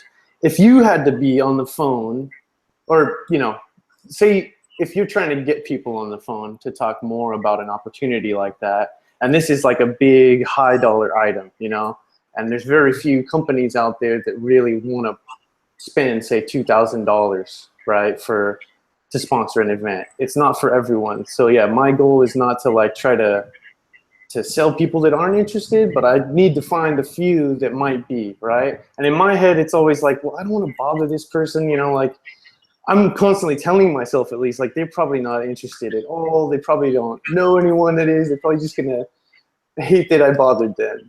So what do you think, like what about in a scenario like that for, what would you do in a scenario like that? Say you got a high dollar item and your purpose is just to get people into a conversation with you, right? Okay, so good question. So the advice I give you is possibly not correct because I have a regular process that I go through with absolutely everything I do: assessment, strategy, implementation, adjustment, repetition, expansion, or quitting, right? The last three are all in one. So I'm not gonna have the benefit of all the background information, so some of this I'm going to suppose. So first I'm gonna look at the energy of the scenario based on what you said. Here is one energetic thing that needs to be shifted. We are constantly looking at the amount of money we have like it's the same amount of money other people have, right? And here's the likelihood, is that many of the people you're going to be speaking with are not going to be spending their own money. So this is what's called veto selling, Cody. Very important top official. So what we want to make sure, first and foremost, is that we know who the fuck we are talking to along the way, right? Because it's not the same as like a regular B2B, you know what I mean? Or like a regular B2C. It's the process of moving up this line. Also, we want to make sure, because you have a crunch of a timeline, use that crunch and that energetic like anxiety as a reminder to anchor yourself. This is all a process of hurry up and wait. So because I'm on a timeline, I'm a hustler. So I am going to run the fuck over to meet you, but then I'll chill the fuck out. I will run to meet you and tell you no, but I'm still going to keep running. So are you reaching out to these people first by phone? Mostly I'm sending out a couple short emails to people I either do know, like within organizations, or people I feel may, you know, have some legitimate connections that would be interested. But yeah, basically I'm emailing just short blurb and asking, you know, would you be interested to talk to me on the phone about it, or is there anyone you'd recommend that I speak to? So one thing, all right. So I like that you're having short emails. One thing that I like to do is text or even Facebook message outside of email, right? So what I want to do is establish a personal connection. And usually I don't ask people if I can call them. I tell them I'm calling. I will announce myself via email, right? And I'm going to give them in that the ability, it's like a dead man switch. I'm going to give them the ability to say, hey, no, it's not the right time, and I'll back off. But what I'm going to do is set up a necessity on their part to take my call. So what it's done is it's energetically set me up for success from the beginning. And success, remember, to me, is only getting to the truth. And it's also given them the opportunity to tell me to go away if they want to. So it's fair on both ends. Now, here's what I'd love for you to remember. Like, what you do is tremendously valuable. As much as like multifaceted as it is, when you bring it all together, it's tremendously valuable. And $2,000, $5,000, $10,000 ain't shit compared to that. If you talk about 10 million, I'm like, yo, this is a different story, right? So what I would like you to do is change your way of thinking from soliciting these people to contacting them to see if they want to apply to work with you. So in real, but you can't fake that. You know what I mean? Like, I'm here to tell you that it is valuable if you need somebody else to hear to say it, because I wouldn't be on this call if I didn't feel that way. I'm a hermit. Everybody knows Amber. Nobody knows me, and I grind all day long, right? Look at my Instagram feed. I got like 15,000 followers, and there's like 2 pictures. Yeah. I like you personally. You know what I mean? So put that into your mind, because it's not because it's a hack, because it's true. And when you contact someone, say, Tom, I'm doing this event here. There's a link below. I'm interested in talking to you. I'm going to give you a call tomorrow. So I want to let you know I'm going to be calling in advance. If there's a premiere time for you, please let me know in advance. Much love. And then add somewhere in the body of that, and I can help you actually after we get off the call, actually write the email. Don't use my exact one, but grow your ivy branches over it until it turns into your own thing. What you really want to get across all the way through these processes with people is that you are talking to them to see if it's a fit. You see what I mean? Right. Your job is to connect with them to see whether or not it's a fit. When you are talking to them, you are not supposed to be talking. You are supposed to be asking them questions because you know everything about your product and services, but you don't know what you need to know about them. Right. They will naturally ask questions. If they don't, tell them the questions they should be asking. So what you want to know is what I call the historical conversation. You want to know the past, present, and future of your potential client as it relates to your business. Now, generally, this will break down to people into like 30 very important questions to ask. But the best thing about it is when you know how to ask it right, I can ask you one question to get all the answers because we have what's called a conversation. Everybody in the world wants to rob every fucking other person of having a conversation. Hey, I'm Tom. I'm coming to say you about hey, I'm Tom. How's it going? He'll talk. Other people will fill the silence with words. People like to have conversations with people. Yeah. So what I like to do in a call is I'll talk to somebody. We'll know that we're calling. They'll say, Cody, I'm really excited to be talking to you. What I want to do is set the framework for this call so it's going to make sense to you. I want to talk with you for 15 or 20 minutes. I'm going to ask you a bunch of questions about your business so we can start to get the feel to see if it's relevant. I'm going to hold space for you to ask questions for me, as I'm sure you have with this call. And through this process, we can really see if it's the beginning of a good fit. Boom. Nobody thinks I'm trying to sell them shit because I'm not. I'm trying to get to the truth. I've told them. I'm asking you questions first. You're asking me questions, absolutely. Yeah.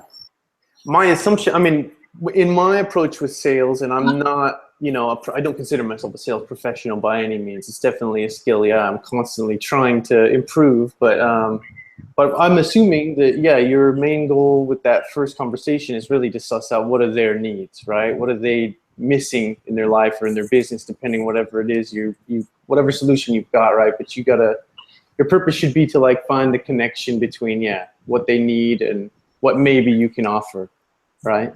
It's to find the connection between what I need and what they need.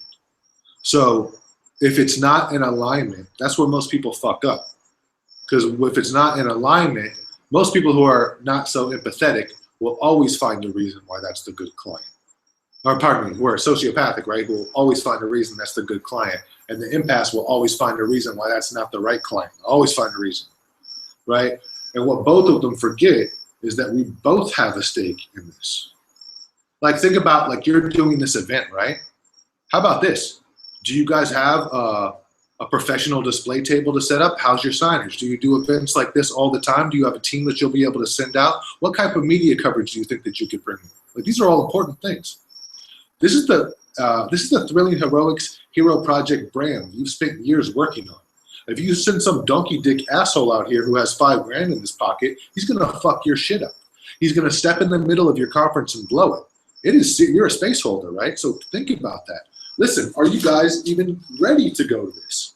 Are you guys ready? Are you the kind of people who go to Consumer Electronics Convention all the time and do speeches and you've got a team already ready? You know how to work with people and do business development type of activities? Or is this going to be green to you? And if it is green to you, how can I help work you through the process?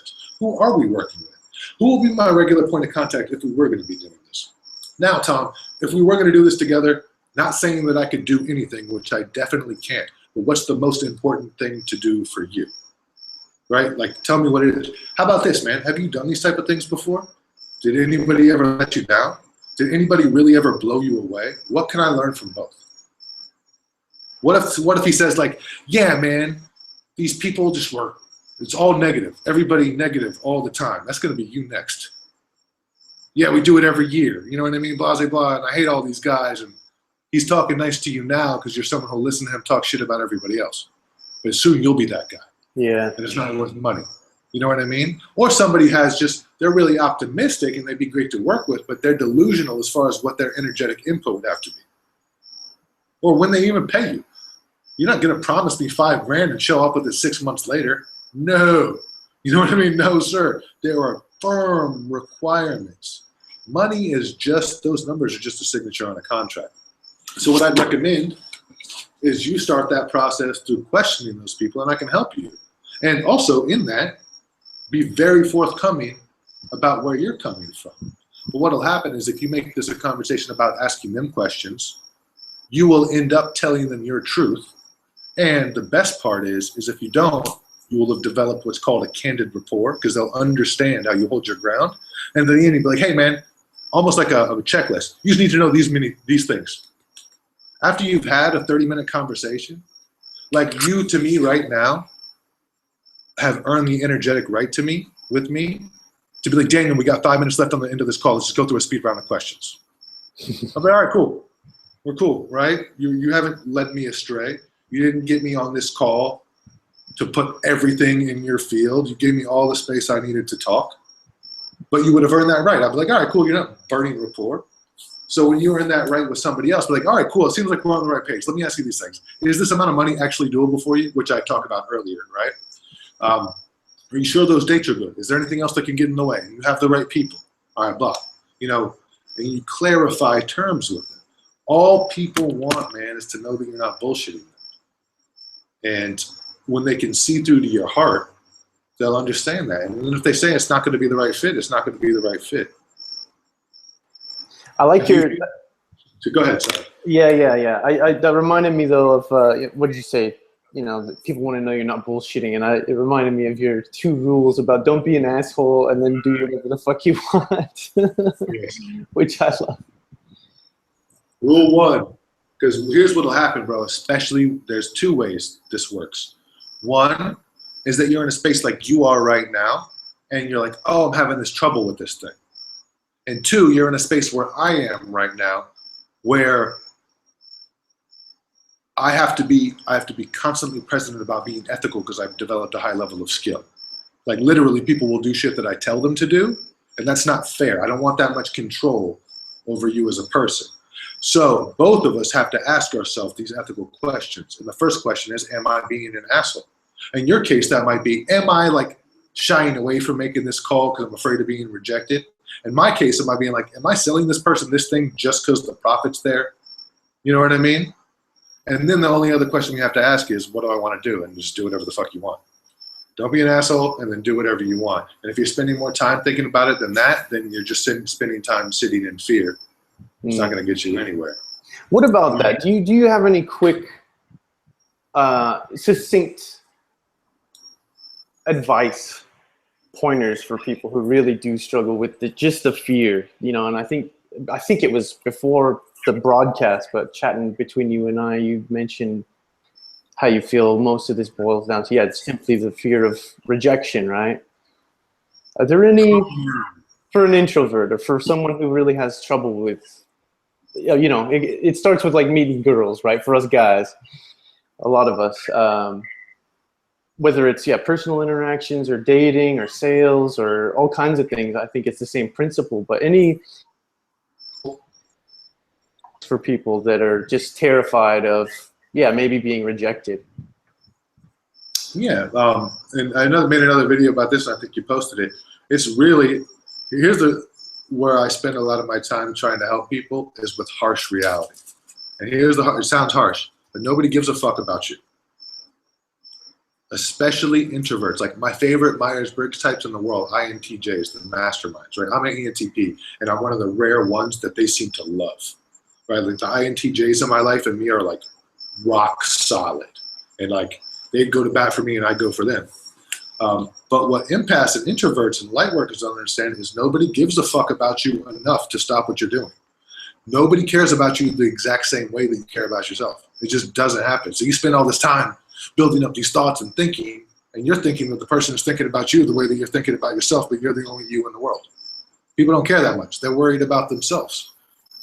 And the cool little kicker on this is anybody who does care for you, like the way you care about your son, you obviously care about him, right? When he fucks up, you don't really care that much, right? So the little saying I like to remind myself is nobody that cares at all cares at all. Nobody who cares cares, and nobody who cares at all cares at all. Just nobody cares. Like, I don't know how much louder to say it to any other person. What you are sitting and thinking of is this scary moment of deep rejection is the tiniest fucking blip on somebody else's radar. If you were, say, walking through the busiest mall in America, in the middle of the food court, dropped a huge food tray and it spilled all over the place, you see this like flush of energy. Nobody gives a shit. You're a chuckle on their way to work. To you, at the center of the stage, it's magnificent energy.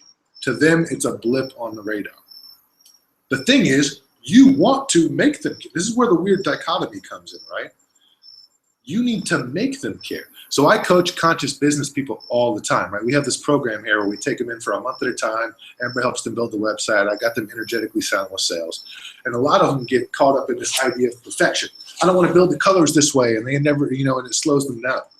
So on one end, they don't want to misrepresent themselves to the world through the way they might produce their website or present themselves. On the other end, nobody's fucking paying attention anyway, right? You know how hard it is to get people to pay attention? We sit here worrying about whether or not people are going to pay attention. You should be so lucky if somebody says your shit is stupid. Like my girlfriend and business partner, Amber, suffers from absolutely zero ADD. She is a beam of light. She's about it, full of good energy, and grinds her ass off. And that's why she has the following she does, the combination of those things. Nobody else is going to accidentally fall into a bunch of people caring about what they do. And if they do happen to do so, boom, problem solved. You know what I mean? So that's the number one thing, is to really be energetically secure with yourself in that space. Yeah. Nobody cares. And on top of that, hold your ground. And train. Train. Yeah. Get through reps.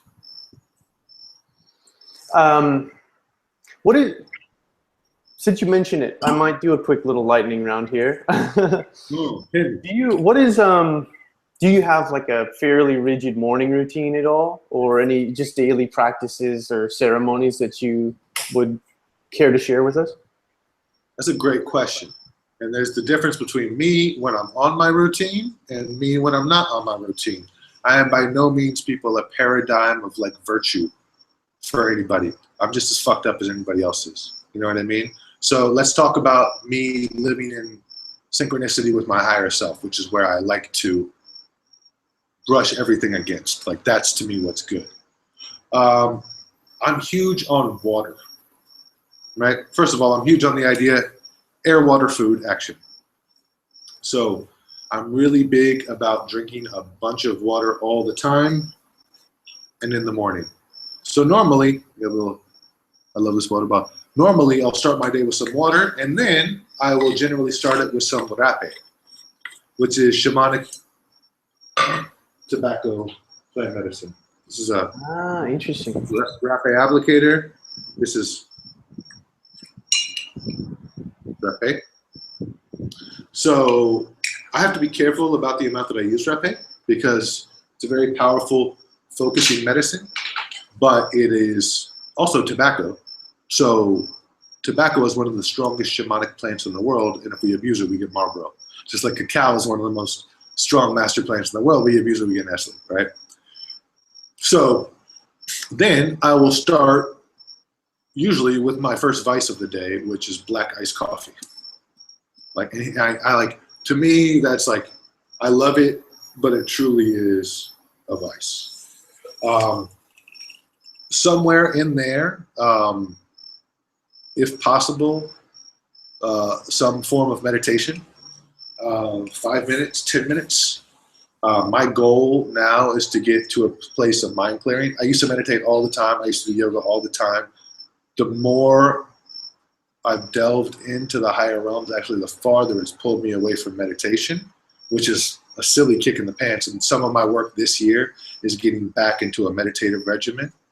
Because in meditation, you can actually sit and be with your higher self. Like, I'll be like, it's very scary for me to be alone with myself.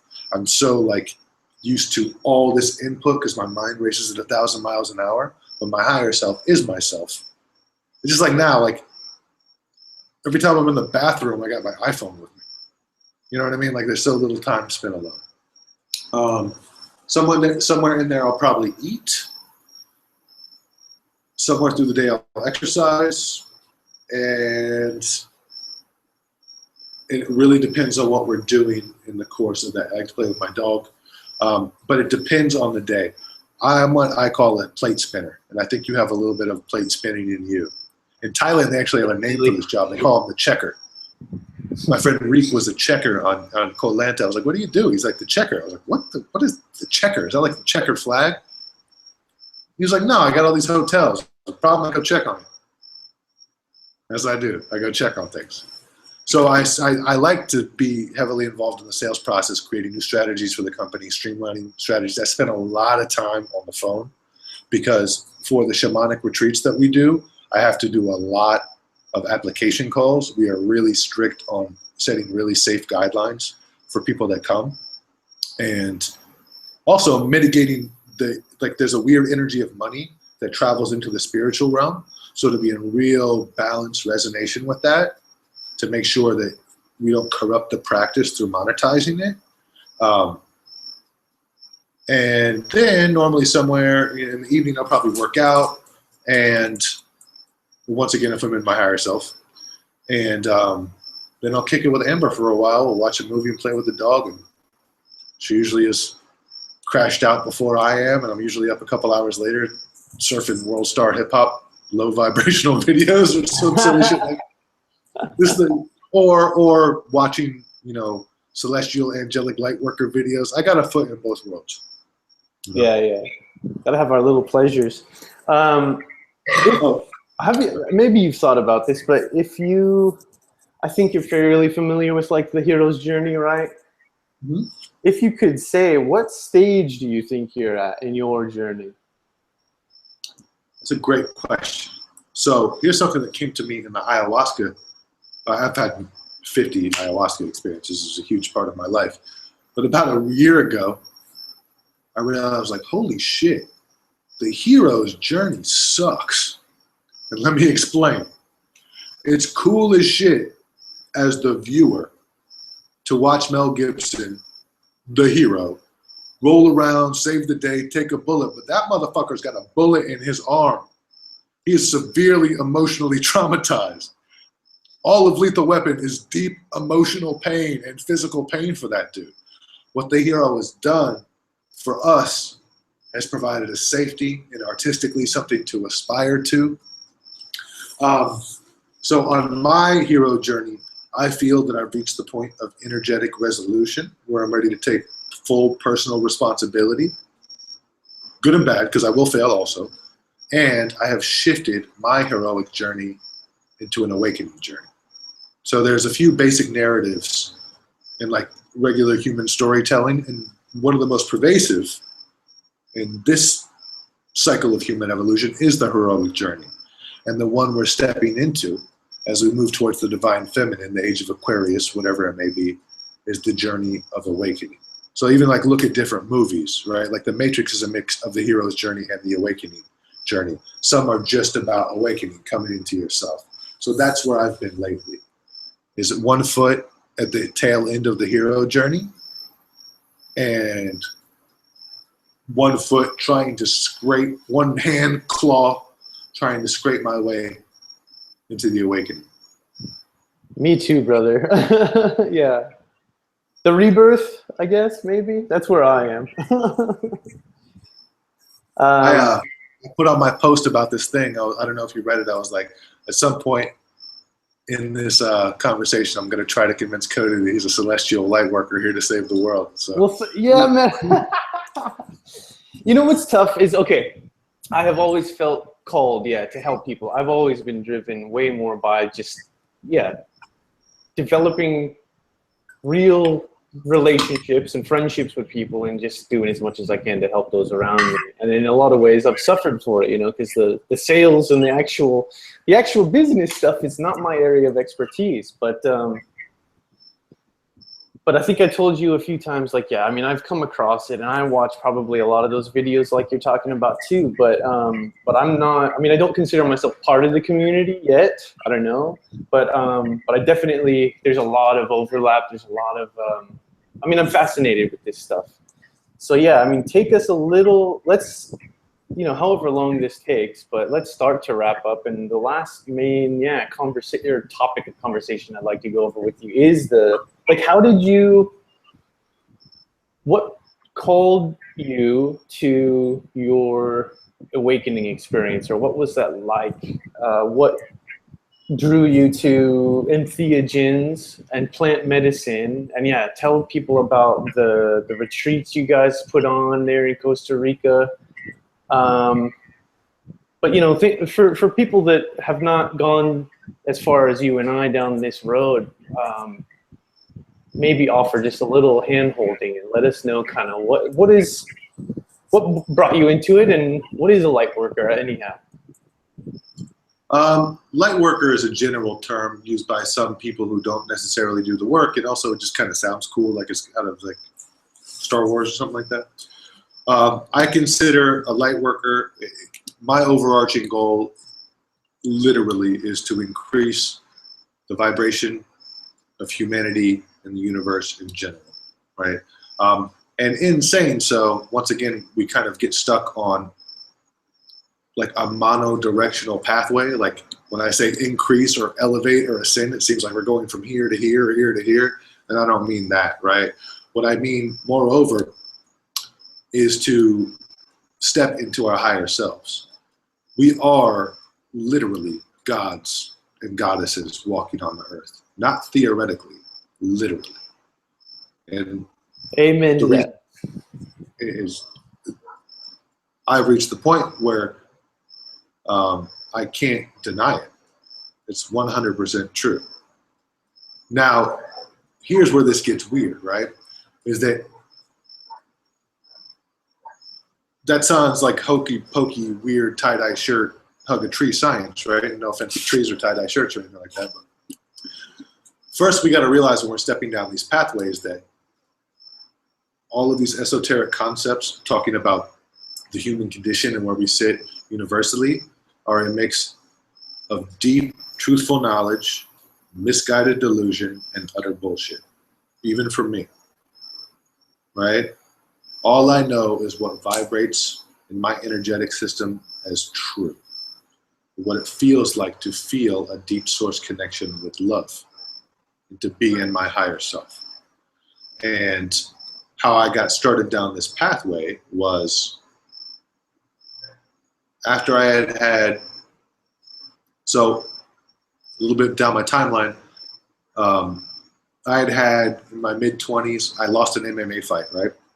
My only MMA fight, and I didn't really mind about losing the MMA fight, but it put me into a depression because I didn't know what else to do. Like I had trained so hard and so long for this, and I really didn't rise to the occasion, by the way. But like I just didn't know. I'm waking up every day with the idea that someone's coming to kill me. Like what a bit better motivation can you have than that, right? I'm gonna be like in my underwear on a stage in front of people fighting a grown man.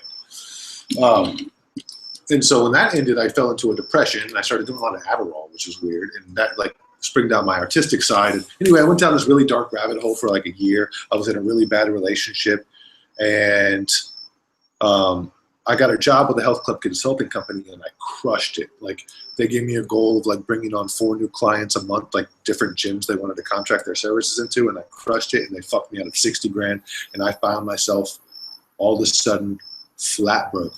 Like flat broke than I've ever personally experienced, because I've always been kind of a hustler who never had to be down to the felt. Like I've been low before, but really down to the felt, like where I was wondering where I was going to get food and like thinking, is this my life?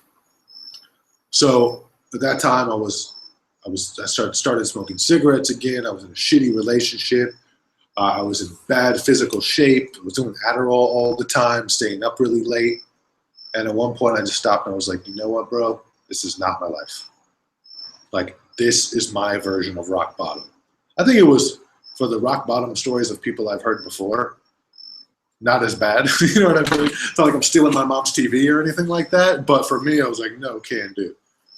So the next morning, I was jobless, penniless, but we had a little house. And I woke up and I was like, I'm just going to dedicate my full life to doing whatever I can do to get out of this situation right now. And I put on the audiobook of Bringers of the Dawn, which I had heard dabbled about before, you should read. And I started cleaning the house. And I never looked back. And within 30 days, I had pressed my way into a $100,000 a year sales position at the preeminent luxury wellness brand in America. Within 45 days, I had become their premier salesperson and crushed almost all the rookie company records and went on to crush most of the existing company records very shortly afterwards. I was blinded about being successful. If I was not working, doing something directly related to my own success, I was writing acronyms down about success. There's books. It's like I'm crazy, right? I am crazy.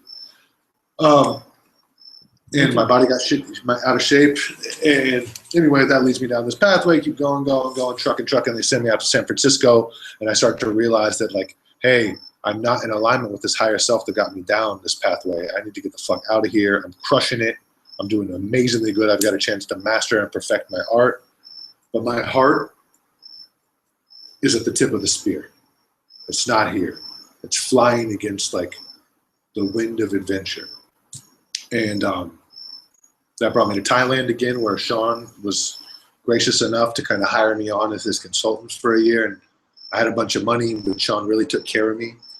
And then when I went to Costa Rica a year later to meet with Amber, that's when ayahuasca and me crossed pathways.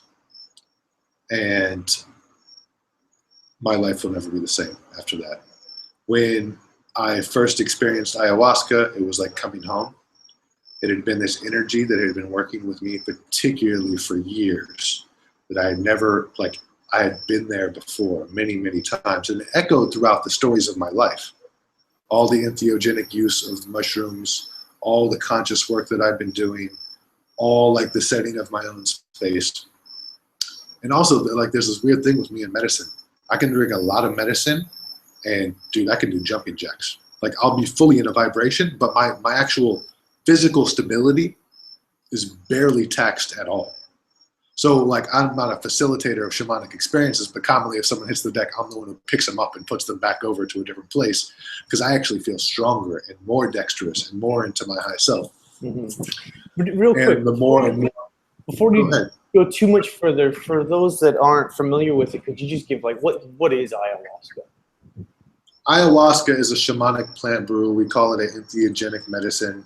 To the untrained person, it might be called a psychedelic, right?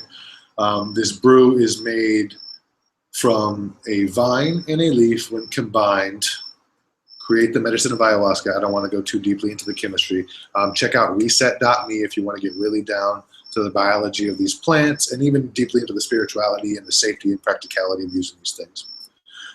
This medicine, along with many other medicines, has been served in shamanic ceremony for thousands of years. Way predates Tylenol. And what ayahuasca is, in my eyes, is the feminine energy of this plant, or this vine rather. You really feel the spirit of the vine. And this vine brings you, or at least it brings me. Let me make a disclaimer here. Ayahuasca has its own personal relationship with everybody. So anybody listening to this who might go into their own medicine experience, take what I say with kid gloves, because it specifically has a relationship with me. So I don't want to color your first experience. I want to leave a clear pathway for your first experience with ayahuasca. So if you are listening to what I'm saying about it, also listen to a multitude of other people. And I'm not a one-stop shop. Beware of anybody who tells you that their experience with ayahuasca is. So what ayahuasca, in my opinion, is a medicine that pulls away the veil and connects you to your higher self. Now, the practicality of how this happened, some people might experience deep visions, vibration, connection to their higher self, physical, verbal, literal experience with ancestors or entities that are not necessarily of this consensus reality, purging of physical toxicity, more the overarching energy that comes with ayahuasca that seems to be prevalent in most people who have a really positive experience with it is love. A connection, a universal knowing, and a connection with love. So how this works for a lot of people who are like grinders like you and myself, like we get so deeply in our grind, we're getting grind reps. And those grind reps are almost like democratic votes. Every time I do something, that gets a vote in my consciousness. I grind for 30 days, there's all these votes in my consciousness saying, you're a person who's stuck to a computer, you're a person who does this. Ayahuasca only lasts for a night, but it's votes. Like, it's got electoral votes. Do you know what I mean? Like, when it votes once, it's like wipes away a million other votes. So you get to bask in the reality of this energy that reconnects you to source, your higher and your divine self. And it's literally healing the world. I honestly feel that, like, if you look at Terence McKenna understands firmly that humans are not the master race on this planet. Plants are the master race. And plants quite cleverly use people to move seeds around. So if you're wondering why ayahuasca is here and so prevalent now, it's because the world, Mother Gaia, necessitates ayahuasca putting itself into the hands of people in order to heal the world that Mother Gaia is. Right? Now there's a tremendous amount of benefit that comes from that for us. You know what I mean? So, but ultimately I believe the reason that it's here and so prevalent is because it's so needed. It's very economical with its energy. And you notice as the world starts descending into this chaos, you start hearing more about ayahuasca, ayahuasca, ayahuasca. As the world becomes more chaotic, you hear more about yoga, you hear more about CrossFit, you hear more about Brazilian Jiu-Jitsu. With the negative energies, spring forth the healing modalities. And in my opinion, the grandmother campeón de los toros is ayahuasca, at least for me, in my heart space. And I will honestly say, while I have a beautiful connection with Mother Ayahuasca, my preferred experiential medicine for just me as an individual is psilocybinic mushrooms. But the most important, I think, for humanity right now is ayahuasca. Very nice. Well, yeah, I mean, I think that probably deserves its own conversation in full at another point maybe, but yeah, it's something I've yet to do, but it's been calling my name, I think, for the last 3 or 4 years too, actually, and I look forward to trying it out with you and Amber there in Costa Rica, I hope one of these days, so having the ceremony, the experience, but thank you for sharing with us, man. Thank you so much, man. I really appreciate the forum and the safe space. Like, in ayahuasca, this is what we would call like a container or sacred space. And that I also do the same thing in sales. Like, you set the space where the energies that flow in and out of it are comfortable, even literally where we are physically sitting. Like, I'm aware of what might come in. I can see the door behind you. I know you've thought of these things. Your computer is charged. You know what I mean? All that kind of stuff. We've set the space for a fluid energetic exchange. We open the space and then we close the space, right? Like, this is how a good ayahuasca ceremony should run. Yeah. This allows the subconscious to alleviate so much pressure when it knows the perimeter and the safe space is set. So thank you so much for doing that in this space. Yeah, man, thank you, brother. Like, you were, I'm just, again, so honored to have you here. You were the perfect person, you know, so thank you so much for just, yeah, giving what you have to our group and sharing your time with me. I highly recommend everyone find Daniel on YouTube. I think, is it under Conscious Hustle on YouTube? It is, and I'm pretty active on Instagram now. I took it, my business partner Amber is like an Instagram mastermind. So in my competitive spirit, I started to try to blow my Instagram up a while ago. So you can interact with me a lot, Instagram at Conscious Hustle. And I have been slacking on making videos, but you can find my YouTube page. If you go to my website, it's just a landing page for my social media dump. And well, yeah, ConsciousHustle.com. Yeah, follow him on Instagram for sure, because you're killing it on Instagram. But particularly for this group, I think you will enjoy a lot of the short videos Daniel puts together on his YouTube. There's like some just quick, great tips on sales for introverts and conscious business. Thank you so much. If anybody wants to get in touch with me, hopefully they're a member of your Facebook group. So I like things that are filtered through Cody. When somebody comes through Cody, I filter any of my potential clients. So if somebody's interested in working with me as a trainer, I would prefer to meet you through one of Cody's mechanisms. But you can also reach me at danieljefffinnerty@gmail.com. Much love to you, but if you're not serious about putting force into it, not going to work. But if you are serious about training, I'm willing to talk to you about potentially doing it. And yeah, no harm, no foul. And whatever this dude, like, not that like I'm pointing at you like you're right next to me. I'm really interested personally in what you are doing with the world now. So I'm excited for universal and selfish reasons. And I wanted to read this before we go, because this really, I didn't read this before, but it's something that you wrote that really sums it up and like, oh, this is the exact reason. Thrilling heroics exist to help awaken heroes around the globe and empower you to find and pursue your own sacred purpose. Fuck yeah. Right? That's whatever I'm talking about. Like, I don't like to do that much shit technically online. I like to maintain my anonymity, and I don't need to because I hold space real hard for myself. But like, I'm going to redirect, I'm going to use that. And when people ask me what I'm talking about, I'm just going to be like, that. That's what I'm talking about. It has almost all the words. Like, it pretty much does. So respect. I'm stealing that from you. I will credit you. Share. Please do. Please do. Thank you, man. Thank you so much. That makes me feel great. Did we close the space? Yeah, brother. Yeah.